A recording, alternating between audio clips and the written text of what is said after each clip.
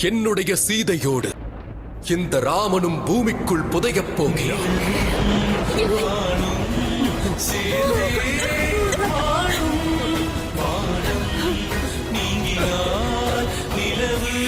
இல்லை, என்னவரே, இதை நான் ஏற்றுக்கொள்ள மாட்டேன்.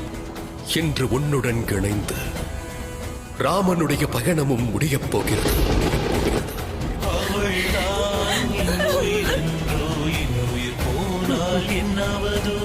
காதல் கொண்ட உள்ளம் உள்ளம் பிரிவின் வலியை தான்